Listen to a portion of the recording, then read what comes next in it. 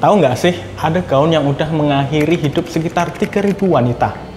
Kedengarannya sih kayak cerita fiksi ya, tapi ini beneran terjadi dan malahan sempat jadi tren fashion. Penasaran? Check it out. Hai guys, terima kasih udah mampir ke video ini. Saya Reza Mampus, dan sekarang kamu lagi ada di segmen Batagor.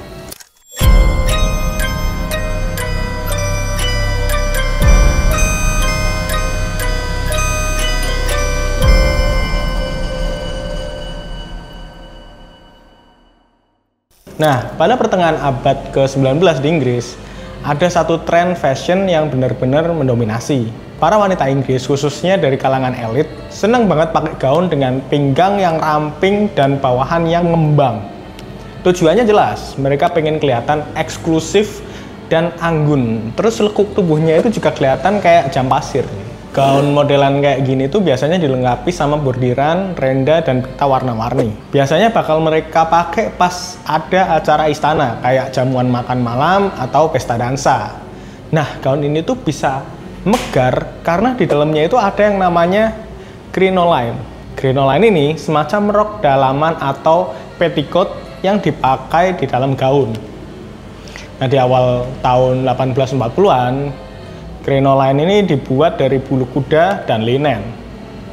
Bentuknya tuh jadi kayak sarang burung yang ngembang di bagian bawah. Kalau awal dari terciptanya crinoline ini nggak pasti ya, tapi dulu tuh ada yang namanya fartigal yang dibuat sama Spanyol di abad ke-16. Terus berkembang lagi di abad ke-17 dan 18 dengan munculnya panier yang bentuknya tuh rok melebar ke samping tapi bagian depan sama belakangnya tuh lurus. Nah, popularitas crinoline ini pun melonjak drastis. Bahkan ada fenomena bernama crinoline mania, di mana sebagian besar wanita di era Victoria itu pada FOMO sama tren fashion yang satu ini. Di zaman ini pun udah ada KOL yang review gaun yang pakai crinoline tersebut. Dia bilang kalau gaunnya itu anggun banget waktu dipakai naik tangga, buat nyender, atau duduk di kereta. Nah, karena hal itu, banyak respon positif yang memicu produksi besar-besaran. Dengan produksi massal ini juga, crinoline bisa dijangkau oleh berbagai kalangan masyarakat. Ya, tapi siapa sangka, di balik keindahan gaun ini tersembunyi bahaya yang udah merenggut ratusan jiwa. Sejarah mencatat ada sekitar 3.000 wanita kehilangan nyawa akibat menggunakan gaun ini. Loh, kok bisa? Nah, ternyata crinoline ini terbuat dari bahan yang gampang banget kebakar. Karena percikan api dikit aja, dia bakal kebakar. Cuman dalam hitungan detik, apinya langsung menyebar gitu. Selain karena api, gaun ini kan panjang ya. Dan dulu mereka suka pakai kereta kuda gitu kan, sebagai moda transportasi. Nah, seringkali gaun yang panjang ini itu nyangkut di roda kereta. Udah ada banyak korbannya. Contohnya di tahun 1958. Seorang wanita di Boston meninggal karena busana yang dikenakannya itu terbakar akibat berdiri terlalu dekat sama perapian. Udah panik kan, susah kalau dibuka sendiri, orang-orang yang mau nolongin juga takut kebakar. Akhirnya dalam beberapa menit seluruh tubuh wanita itu kebakar. Lalu di Inggris, hanya dalam 2 bulan, udah ada 19 kasus kematian yang dikaitkan dengan crinoline. Gak berhenti sampai situ aja. Di Philadelphia ada 9 balerina terbunuh dengan tragis. Berawal dari salah satu busana balerina yang tersambar api dari lilin yang menyala saat tampil di Continental Theater.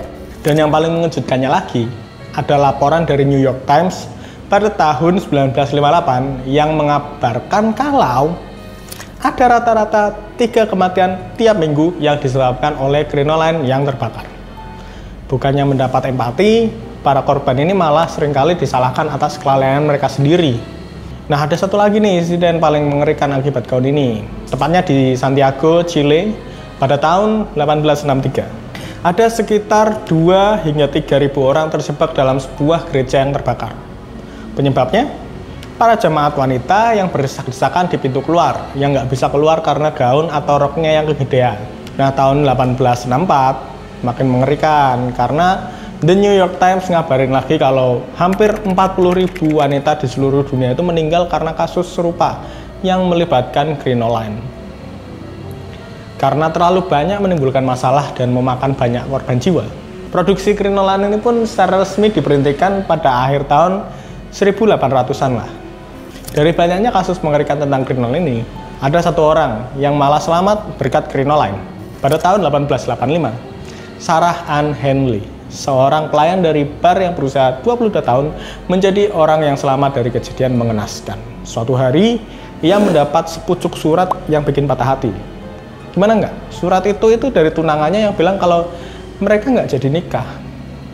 Ngerasa frustasi dan putus asa, Sarah berjalan tanpa arah lalu sampai di sebuah jembatan tua.